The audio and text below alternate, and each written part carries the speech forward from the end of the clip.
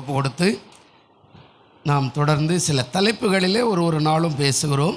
நேற்று கூட மாலையில் ஒரு தலைப்பை பேசினோம், அன்பு என்றதான தலைப்பு. இன்றைக்கு மாலையில் நம்பிக்கை என்றதான தலைப்பில் நாம் கொஞ்ச நேரம் ஆண்டவருடைய நாமத்தை நாம் மைப்படுத்த போகிறோம். ஒருவேளை நாம் எல்லாத்தையும் மைக்கிலெல்லாம் போட்டுன்னு இல்லை, கொஞ்சம் செய்திக்காக மட்டும் மைக்கு எடுக்கிறேன். ஆண்டவருடைய நாமத்துக்கு சோத்திரம். நம்பிக்கை லெந்து நாள் அப்படின்னாலே நிறைய காரியங்கள் இருக்கிறது.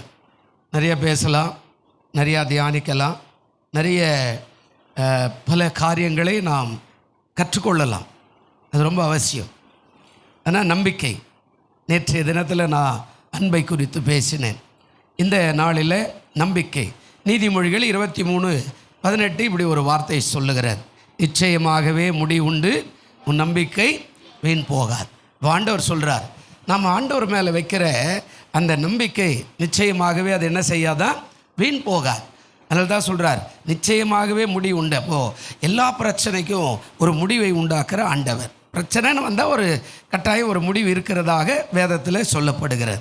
அப்போது பிரச்சனை இல்லாத மனுஷனே இல்லை, பிரச்சனை இல்லாத குடும்பம் இல்லை, பிரச்சனை இல்லாத சபையே இல்லை, பிரச்சனை இல்லாத ஒரு ஆஃபீஸே இல்லை, பிரச்சனை இல்லாத எந்த வேறு வியாபாரமும் கிடையாது. ஒருவேளை பாருங்கள், திடீரென்று இன்னும் காலையில் நியூஸில் போடுறாங்க என்ன அப்படின்னா, நிறையா இந்த வருஷம் எங்கே பார்த்தாலும் முருங்கைக்காய் விளைச்சல் அதிகமாக விளைஞ்சி போகிறதுனால தென் மாவட்டங்களில் ஒரு கிலோ 5 ரூபாய்க்கு விற்கிறாங்களாம். ஒரு மாதத்துக்கு முன்னாடி 2 மாதத்துக்கு முன்னாடி ஒரு கிலோ 200 ரூபாய்க்கு விற்ற காய் இப்போது ஒரு 5 ரூபாய்க்கு விற்கிறான்னா யோசிச்சு பாருங்கள். அப்போ நம்ம ஊரில் வரும்போது அது 5 ரூபா கணக்கு இல்லை, அதுவே 50 ரூபான்ற கதைகள்லாம் சொல்லுவாங்க. அப்போது விளைச்சல் அதிகமானா குறைஞ்சி போகுது விலை, ஒருவேளை விளைச்சல் குறைஞ்சதுன்னா கூடி போகுது விலை. அப்போ ஆண்டவர் சொல்கிறாரு நம்பிக்கை. அப்போ இந்த லெந்து நாளில் நம்பிக்கை ரொம்ப அவசியம். யார் மேலே? ஆண்டவர் மேலே நம்பிக்கை, வேதத்தின் மேலே நம்பிக்கை, வசனத்தின் மேலே நம்பிக்கை, அதாவது ஜெபத்தின் மேலே நம்பிக்கை, இன்னும் நம்ம ஆராதிக்கிற ஆராதனையின் மேலே நம்பிக்கை. இந்த நம்பிக்கையெல்லாம் நாம் கட்டாயம் காணப்படும் போது நிச்சயமாகவே முடிவு உண்டு அப்படின்னு ஆண்டவர் சொல்கிறார். அப்போ அந்த நம்பிக்கை தான் நம் வாழ்க்கையில் அற்புதங்களை செய்கிறதா இருக்கிற. நம்பிக்கை இல்லைன்னா நம்ம ஆலயத்துக்கு வந்து பிரயோஜனம் இல்லை. நம்பிக்கையோடு தான் வரணும், சபைக்கு வரும்போது நம்பிக்கையோடு தான் வரணும், ஜெபத்துக்கு வரும்போது நம்பிக்கையோடு தான் வரணும். அந்த நம்பிக்கையை தான் நம்முடைய வாழ்க்கையில் அடுத்த நிலை கொண்டு போவதற்கு அது ஏதுவாக இருக்கும். அதனால தான் ஆண்டவர் சொன்னார் நிச்சயமாகவே முடிவு உண்டு உன் நம்பிக்கை வீண் போகாது. அதே சங்கீதம் 34:8 வரும்போது அந்த நம்பிக்கை குறித்து இப்படி பேசுகிறார், கர்த்தர் நல்லவர் என்பதை ருசித்து பாருங்கள், அவர் மேல் நம்பிக்கையாக இருக்கிற மனுஷன் பாக்கியவான். அப்போ அடுத்த காரியம் என்ன சொல்கிறாருன்னா, அந்த 34:8 கர்த்தர் நல்லவர் என்பதை என்ன செய்யணுமா, ருசித்து பாரு. எப்படி ருசிக்கிறது? கடைக்கு போய் ஒரு பழத்தை வாங்குகிறோம், அந்த பழத்தை அது ருசியாக இருக்குதா இல்லையான்றது சாப்பிட்டா தான் அது கட்டாயம் ருசியாக இருக்குதா இல்லையா நமக்கு என்ன செய்யும், தெரியும். சாப்பிடாம நல்லா இருக்குதுன்னா மேலே அழகாக தான் இருக்கும், ஆனால் உள்ளே அது எப்படி இருக்குதுன்னு யாருக்கும் தெரியாது. அப்போ ருசித்து பாரு, சாப்பிட்டு பாரு.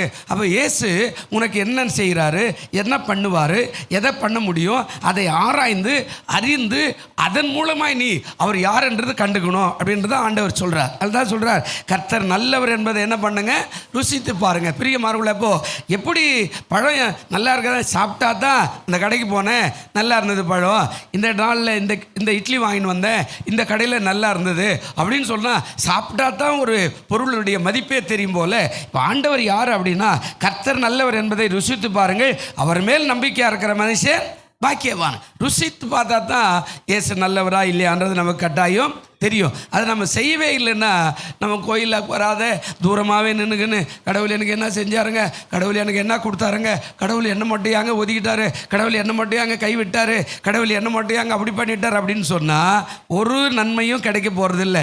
ருசித்து பாரு, ஒரு பழத்தை அது நஷ்டமாக இருந்தாலும் வாங்கி சாப்பிட்டு பாரு, அதனுடைய புளிப்பு, அதனுடைய துவர்ப்பு, அதனுடைய இனிப்பு, அதனுடைய தன்மை, அதனுடைய நிறம் எல்லாமே தெரியுமே. அதுபோல் ஆண்டவர் சொல்கிறாரு ஆண்டவர் நல்லவர் என்பது எப்படி உன் வாழ்க்கையில் ருசித்து பாரு.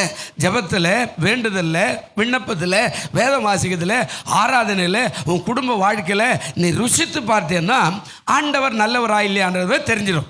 நம்ம செய்யாமலே அவர் நல்லவர் இல்லைங்க, அவர் கெட்டவருங்க அப்படின்னா எப்படி தெரியும்? அதனால தான் சொன்னார் நிச்சயமாகவே முடிவு உண்டு உன் நம்பிக்கை வீண் போகாது அப்படின்னு சொல்லிட்டு அடுத்த காரியம் சொல்கிறாரு, கர்த்தர் நல்லவர் என்பதை என்ன செய்யுங்க, ருசித்து பாருங்கள். அவர் மேல் நம்பிக்கையாக இருக்கிற மனுஷன் பாக்கியவான். ஏன் இந்த பாக்கியவான்னா ஆசீர்வதிக்கப்பட்டவன்.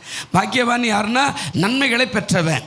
அப்போது ஒரு மரத்தை வச்சுருக்கிறன்னா கனி கிடைக்குதா இல்லையான்றதை அவன் முதலாவது தெரிஞ்சுக்கிட்டா தான் அந்த கனி நல்லதா இல்லையான்னு அதனால் சொல்ல முடியும். ஆண்டவர் சொல்கிறார், நம்பிக்கை இதிலேருந்து நாளில் நம்பிக்கை வைங்க, அதிகமாக ஜெபத்துக்கு வாங்க, அதிகமாக ஆண்டவரை தேடுங்க, அதிகமாக வேதத்தை வாசிங்க. இந்த நாட்கள் நம்ம தியானிக்கிற நாட்கள், இந்த நாட்கள் நாம் ஆண்டவருடைய பாடுகளை தியானிக்கிற நாட்கள், ஆண்டவருடைய காரியத்தில் நாம் ஊன்ற கட்டப்படுகிற நாட்கள். இந்த நாட்களில் நம்ம அதிகமாக வேதத்தை வாசிக்கணும். நம்முடைய கரத்தில் கொடுக்கப்பட்ட அந்த வேதத்தை வாசிக்க கர்த்தர் யார், அவர் எங்கே அற்புதம் செய்தார், எங்கே நன்மை செய்தார், எங்கே கிருபை பாராட்டினார், எங்கே உதவி செய்தார், எங்கே எவனை எழுப்பினார், எங்கே எவனுடைய பாவத்தை மன்னிச்சார், அப்போ எனக்கு என்ன இருக்கிறது, என் வாழ்க்கையில் எப்படி, என் குடும்பம் எப்படி, என் பிள்ளைகள் எப்படி, அந்த ருசிக்கிற தன்மை என்பது ஆண்டவர் அதில் தான் வச்சுக்கிறார்.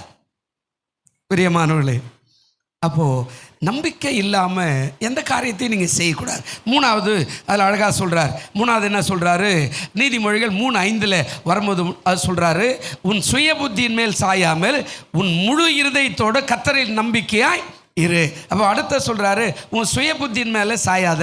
எல்லாமே சுயமாக எடுத்துகிட்டு அதுக்கப்புறம் ஆண்டவர் என்ன விட்டுட்டார் அப்படியெல்லாம் கிடையாது.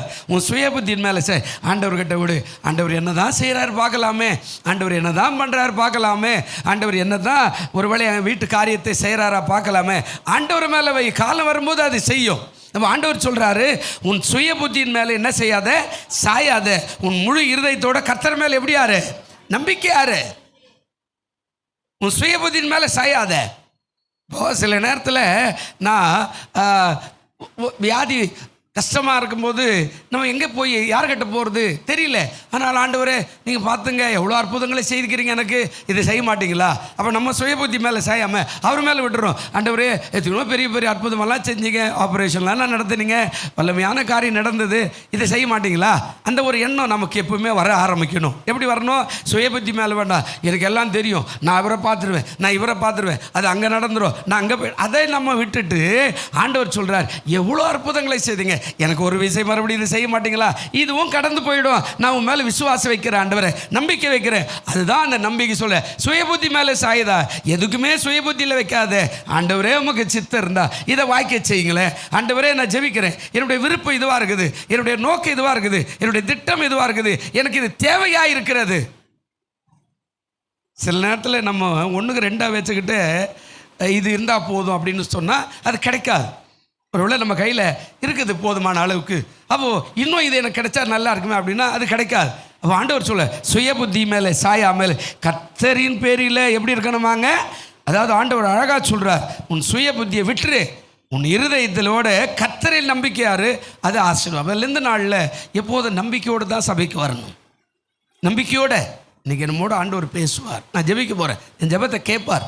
நான் ஆராதிக்க போகிறேன், என் ஆராதனையில் ஆண்டவர் மகிமைப்படுவார். அந்த நம்பிக்கை தான் அடுத்த காரியம். ஆண்டவர் சொல்கிறாரு, சங்கீதம் 37:5 ஒரு வார்த்தை பேசுகிறாரு. அதாவது சொல்கிறார், உன் வழியை கர்த்தருக்கு ஒப்புவித்து அவர் மேல் நம்பிக்கையாரு, அவரே காரியத்தை. இப்போ ஆண்டவர் சொல்கிறாரு, இப்போ அடுத்த காரியம், உன் வழி ஆண்டவருக்கு என்ன பண்ணுங்க, ஒப்புவி.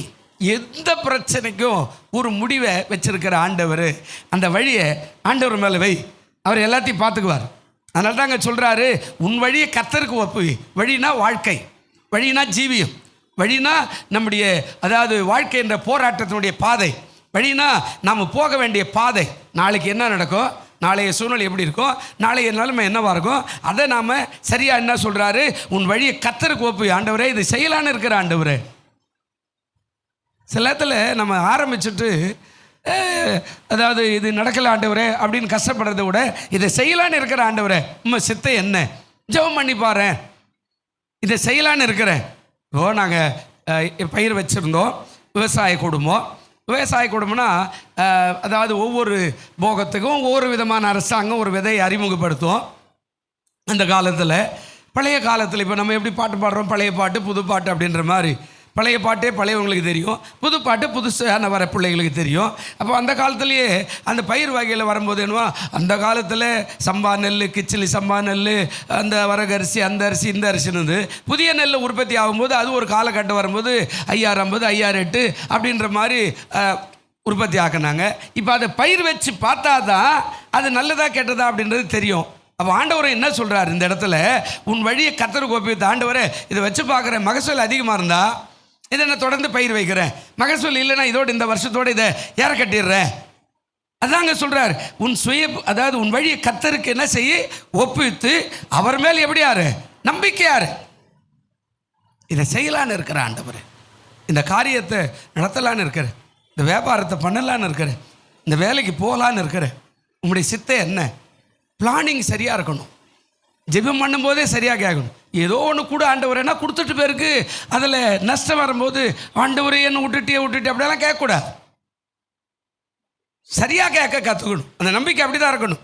ஆண்டவரே இந்த வேலைக்கு போகலான்னுக்கிறேன், இதில் எனக்கு ஒரு வேளை ஞாயிற்றுக்கிழமை லீவு கிடைச்சா நல்லாயிருக்கும், இந்த வேலைக்கு போகலான்னுக்கிறேன், இந்த வருமானம் என்னுடைய குடும்பத்துக்கு போதுமானதாக இருக்கும் நான் நினைக்கிறேன், அதில் கடவுளுக்கு ஒரு பகுதியை நான் கொடுப்பேன், ஏன்னா கொஞ்சம் ஓரளவுக்கு பரவாயில்ல, கொஞ்சம் வருமானத்தை விட கொஞ்சம் அதிகமாக வருது, அதில் ஒரு பங்கு நான் தசம் வாங்க கூட கொடுக்க அது ஏதுவாக இருக்கும், இதை நான் செய்யலான்னு இருக்கிறேன். நீங்கள் எல்லாவற்றையும் ஆண்டவர் சொல்கிறார், உன் வழியை கர்த்தருக்கு நீ செய்ய போகிறத கர்த்தருக்கு ஒப்புவித்து அவர் மேல் எப்படியா இருக்கணும், நம்பிக்கையாக இருக்கணும். அவரே என்ன செய்வார். நிறைய பேர் ஆண்டவரே எதையானா ஒன்று கொடுத்தா போதும் ஆண்டவரே அப்படின்னு நினச்சிட்டு கடைசியில் வந்து பிரச்சனை மேலே பிரச்சனை வரும்போது என்ன சொல்லுவோம், ஆண்டவரே என்னை இப்படி விட்டுட்டியா ஆண்டவரே அப்படின்னு கஷ்டப்படக்கூடாது. அது சரியாக கேட்குறதே சரியாக கேட்கணும். அண்ணால் அம்மா கேட்டாங்க, என்ன கேட்டாங்க, எனக்கு ஒரு பிள்ளை வேணும் கேட்டாங்களா இல்லையா, கேட்டாங்க. ஆனால் என்ன கேட்டாங்க அந்த அம்மா கேட்கும்போது, எனக்கு ஒரு ஆண் பிள்ளையே இல்லை, சக்காலத்தாரே திட்டுனுக்கிறா, ஊரே திட்டுது, கொள்ளாடிக்கு போனால் திட்டுறாங்க, வேலைக்கு போனால் திட்டுறாங்க, தண்ணி எடுக்க போனால் திட்டுறாங்க, சபிக்கிறாங்க, மூஞ்ச பாரு இது மூஞ்சா ஆகமானு கேட்குறாங்க. ஆனால் கேட்குற கேள்வி என்ன, ஒரு ஆண் பிள்ளை, ஏன்னா திட்டம் சரியாக இருக்குது. இன்றைக்கி நம்மக்கிட்ட திட்டம்லாம் இல்லை இல்லையா. திட்டம் என்ன, பழைய காலத்தில் பெண்கள், இப்போ நீங்கள்லாம் பைபிளில் வந்து உட்காந்துக்கிறீங்க கோயில் சர்ச்சில் அப்படின்னா, அந்த காலத்தில் அதெல்லாம் வர முடியாது, வரக்கூடாது. அப்போ இவா நோக்கம், எனக்கு 2 காரியம் நடக்கணும், ஒன்று பிள்ளை பெற்றுக்கணும், இன்னொன்று நிந்தை மாறணும், அவ்வளோதான் எனக்கு. ஆனால் நான் அதை பிரயோஜனமாய் மாற்றணும். ஒரு பிள்ளைய கூட அது பரவாயில்ல, ஏதோ ஆணோ ஓனோ அது நொண்டியோ முண்டியோ அப்படியெல்லாம் கேட்கல. அவள் கேட்ட ஜபம் ஆண்டவருக்கு ரொம்ப பிரயோஜனமாக, அந்த நம்பிக்கை எப்படி இருக்குது பாருங்க. ஒரு ஆண் பிள்ளையை கொடுத்தா அதை நான் கர்த்தருக்கு என்று ஒப்பு கொடுத்துறேன், சாகும் வரையில் அவன் உனக்காக நசரை விரதமாயிருப்பான். அல்லேலூயா. ஆண்டவருக்கு அது ரொம்ப பிரியமாயிடுச்சு. ஏன்னா அந்த காலத்தில் ஆண்களை தான் அந்த இடத்துல பயன்படுத்த முடியும், சபையில் பெண்கள் எல்லாம் போக முடியாது. இன்றைக்கி கூட ஒரு சில சபைகள் இருக்குதுங்க, இதே தெருவில் அந்த முனையில் கூட இருக்குது, பெண்கள் எல்லாம் பைபிளே வாசிக்கக்கூடாது. இங்கே கூட இப்போ கூட இது இசை கூட வாசிக்கக்கூடாதுன்மா, பைபிளே வாசிக்கக்கூடாது, பெண்கள் பேசவே கூடாது, பாட்டு பாடலாம் பாடக்கூடாது. இப்போவும் அந்த கட்டளை கடைபிடிச்சுன்னு செய்கிற ஆட்கள் இருக்கிறாங்க. அப்போ அந்த அம்மா ஞானமாக கேட்டா, ஒரு ஆண் பிள்ளை வேணும், அதை நான் பிரதர்ஷனம் பண்ணி உங்களுடைய ஊழியத்துக்கு வச்சிட்றேன், ஏன் நிந்த மாறிடும், எனக்கு எந்த பிரச்சனையும் இல்லை. அதனால தான் கர்த்தர் அந்த அம்மாவை, அவர் எப்பவுமே எபேசியரில் ஒரு வார்த்தை இருக்குது, நேரம் ஆகும், அது வேண்டாம் நானே சொல்லிடுறேன். அவர் சொல்கிறார், நாம் நினைப்பதற்கும் வேண்டுவதற்கும் அதிகமாய் கிரியை செய்கிற ஆண்டவர். பிரியமானதே பிள்ளையே, நீ நினைக்கிற அவர் எப்பவுமே நம்ம அதிகமாக கொடுக்குற ஆண்டவர். இவ செஞ்ச செயல் கர்த்தருக்கு பிரியமாக இருந்தது. நல்ல அழகாக சொல்கிறார், ஒரு ஆண் பிள்ளை கூட நான் கர்த்தருக்காக விட்டுறேன், ஏன் எந்த நீங்களும் இனிமேல் யாரும் என்ன பிள்ளை இல்லைன்னு சொல்ல மாட்டாங்க. அந்த செய்கையின்படி அப்படி செஞ்சா, இங்கே நாம் அப்படி சொல்கிறோம், செய்கிறதில்ல. ஆண்டவரே இந்த வேலை கட்சா அப்படி செய்கிறோம், ஆண்டவரே இது மாதிரி ஆகிட்டா, கல்யாணம் ஆகிட்டா என் பிள்ளைக்கு நான் அப்படி ஒரு பொருத்தனை பண்ணுறேன் அப்படின்னு சொல்லுவோம். அது செய்ய மாட்டோம், அதோட மறந்துடுவாது. அவன் சொன்னா, ஒத்த பிள்ளை, ஒரே பிள்ளை, தவமிருந்து பெற்ற பிள்ளை, கர்த்தருக்காக பொருத்தனை பண்ணி அந்த ஊழியக்காரங்கிட்ட கொண்டு வந்து சொல்லிவிட்டு, இதை வச்சுக்கையா, இங்கே ஜெபம் பண்ண கர்த்தர் கொடுத்தார், இது ஆண்டவருக்கு சொந்தம் சொல்லி போயினன்ட்டா. அதுவும் எப்போ பால் மறந்துன்னா ஒரு வயசுலேயே பால் மறந்த உடனே கொண்டு வந்து விட்டுட்டு போயினன்ட்டா. கர்த்தர் மேலக்கிறவர் பார்த்தார், எவ்வளோ அருமையான சகோதரி, சரியான ஜெபம், சரியான திட்டம், சரியான உண்மையான காரியம். பிள்ளை கொண்டது கோயில் ஒப்படைச்சிட்டா போயிட்டா, சோத்திரம் கத்தருக்கு அப்படின்னா கத்தர் கொடுத்தார், கத்தர் வச்சுக்கிட்டார், எனக்கு சந்தோஷம் அப்படின்னு போயிட்டா. மேலகரவை பார்த்தா அதுக்கப்புறம் அவளை கடாட்சம் பண்ணினார், கத்தருக்கு சோத்திரம். அதன் பிற்பு அவளுக்கு 5 பிள்ளைகள் பிறந்தார்கள். அல்லேலூயா. ஆண்டவர் சொல்கிறார், உன் வழியை கத்தருக்கு ஒப்பித்து அவர் மேல் எப்படி இருக்கணுமா? நம்பிக்கையாயிரு, அவரே உனக்கு காரியத்தை வாய்க்க செய்வார். நாம் சொல்லுவோம், செய்ய மாட்டோம். அவர் என்ன அப்படின்னுவோம். நம்ம உடனே ஏதோ ஒரு பொருத்தனை பண்ணோம், அங்கிருந்து நேரம் வந்து பாஸ்டருக்கு தான் நல்ல வசதி ஆகுது, இங்கே ஏன் கொடுக்கணும், நான் வேறு கோயில் கொடுத்தா என்ன? இதெல்லாம் உனக்கு சாபமாகவே மாறிடும். நீ எங்கேயே செஞ்சேயோ அங்கே தான் கொடுக்கணும். எந்த இடத்துல கேட்டியோ அங்கே தான் ஆண்டவருடைய சமூகத்தில் அதை செலுத்தணும். நல்ல கவனிங்க. நிறைய பேர் சொல்லுவாங்க, கிடைச்ச உடனே ஐயோ இவ்வளோ பணத்தை அவர்கிட்ட கொடுத்தா அவர் என்ன பண்ணுவார்? அதெல்லாம் உனக்கு தேவையில்லை. நீ சொன்ன உனக்கு கொடுத்துருக்கிறாரு, கொண்டாந்து வச்சுட்டு போயினாரு. அந்த அம்மா பார்த்தாரு, கர்த்தர் அதுக்கப்புறம் அந்த அம்மாவை பெரிய குடும்பஸ்தனாய் மாற்றிட்டார். அல்லேலூயா. பிள்ளையேல் என்ன கேலி பண்ண குடும்பத்தை பெரிய குடும்பஸ்திரியாய் மாற்றிட்டார். பிள்ளைகளும் பேர பிள்ளைகளுமா வானவேலியின் குமார்த்தியாக இருக்கிற அண்ணால ஆண்டவர் அப்படியாய் அபரிதமாய் ஆசீர்வதித்தார். உன்னை ஆசீர்வதிப்பார். நம்பிக்கை இந்த நாளில் ரொம்ப ரொம்ப அவசியம். கர்த்தருக்கு சோத்திரம். இன்னும் கூட நிறைய வசனங்கள் இருக்கிறது. ஆண்டவருடைய நாமத்துக்கு சோத்திரம். இன்னொரு இடத்துல சொல்வார், நீதிபதிகள் 3:26, கர்த்தர் உன் நம்பிக்கையாக இருந்து உன் கால் சிக்கி கொள்ளாதபடி என்ன செய்வார்? காப்பார். அவர் நம்பிக்கையாக இருந்தால் உன் கால் சிக்கி கொள்ள முடியாது, உன்னை பாதுகாப்பார். அவர் மேலே நம்பிக்கை இருந்தால். அடுத்த காரியம் அப்படி சொல்கிறார், சங்கீதம் 9:18 சொல்கிறார், எளியவன் என்றைக்கும் மறக்கப்படுவதில்லை, சிறுமைப்பட்டவருடைய நம்பிக்கை ஒருபோதும் என்ன செய்யறதில்லை? கெட்டு போகிறதில்லை. எளியவனாக இருக்கிற அவருடைய நம்பிக்கை ஒருபோதும் என்ன செய்யப்படாதா? அவர் சொல்கிறாரு, சிறுமைப்பட்டவருடைய நம்பிக்கை ஒருபோதும் கெட்டு போவாது. கடைசியாக சொல்கிறாரு, அங்கே சங்கீதம் 71:5 சொல்கிறாரு, கர்த்தராகி ஆண்டவரே, நீரே என் நோக்கமோ என் சிறுவயது தொடங்கி என் நம்பிக்கையுமாய் இருக்கிறேன். பிரியமானவர்களே, இந்த நாளில் நம்பிக்கை ரொம்ப ரொம்ப அவசியம். அல்லேலூயா. தேவ சகாயம் பிள்ளை என்ற ஒரு மிஷினரி 1712 வருஷத்தில் வாழ்ந்தவர். தேவ சகாயம் பிள்ளை அவர் சொல்கிறார், இயேசுவின் மேல் கொண்ட உன்னதமான நம்பிக்கையின் வீரனாக அவருக்காக மடிய நான் தயார் அப்படின்றார். அவர் சொல்கிறாரு, இயேசுவின் மேலே கொண்ட உன்னதமான நம்பிக்கையின் வீரனாக நான் வாழணும், வாழ்ந்து காட்டணும், அதுக்கு நான் தயார், அதுக்கு எதுவாக இருந்தாலும் நான் ரெடியாக ஏற்றுக்கிறேன் அப்படின்றார். பிரியமானவர்களே, நம்ம வாழ்க்கை லெந்து நாளில் நம்பிக்கை அதிகமாக இருக்கணும். எல்லா சபைகளை போய் பாருங்கள், நம்பிக்கையோடு ஓடுவாங்க. இந்த லெந்து நாளில் துக்க நாளில் போய் உட்கார்ந்து அழுவாங்க. இந்த நாளிலே ஆகில என் குடும்பத்தை ஆசீர்வதி, என் பிள்ளைகளை ஆசீர்வதி, வேற பிள்ளைகளுக்கு உதவி செய், என் வீட்டில் மங்களகரமான காரியம் நடக்கட்டும், இந்த லெந்து நாள் முடிஞ்ச உடனே ஆசீர்வாதமான நல்ல காரியம் நடக்கட்டும் ஆண்டவரை சொல்லி அழுவார்கள். அப்போது இந்த நாளில் நம்பிக்கை உள்ளவர்களாய் இருங்கள், கர்த்தர் உங்களை ஆசீர்வதிப்பார். கண்களை மூடுவோம். நல்ல பிதாவே, இந்த மாலை பொழுதுக்காய் நன்றி. இந்த நாளில் நாங்கள் நம்பிக்கையை குறித்து நாங்கள் பார்த்தோம். ஆண்டவரே, நாங்கள் உண்மை மேலே வைக்கிற நம்பிக்கையை விட வேறு எது மேலே வச்சாலும் அது அழிஞ்சு போயிடும். ஆண்டவரே, நீர் எப்போதும் அசையாத தேவன், எப்போதுமே இருக்கிற தேவன், எப்போதுமே வாழுகிற தேவன், எப்போது நேற்றும் இன்று என்றும் மாறாத தேவன், எப்பொழுதும் முந்தினோர் பிந்தினோருமாய் இருக்கிற தேவன். எங்கள் நம்பிக்கை உண்மையில் இருக்குமானால் அந்த நம்பிக்கை வீண் போகாது, அது ஆசீர்வாதத்தை கொண்டு வர என்பதற்காக ஆண்டவரே உம்மை ஸ்தோத்திரிக்கிறோம். இதை பார்த்து கொண்டிருக்கிற கேட்டுக்கொண்டிருக்கிற அத்தனை பேரையும் இயேசு கிறிஸ்துவின் நாமத்தில் ஆசீர்வதிக்கிறோம். இயேசுவின் நாமத்தில் வேண்டிக் கொள்கிறோம் எங்கள் ஜீவனுள்ள நல்ல பரலோக பிதாவே, ஆமென்.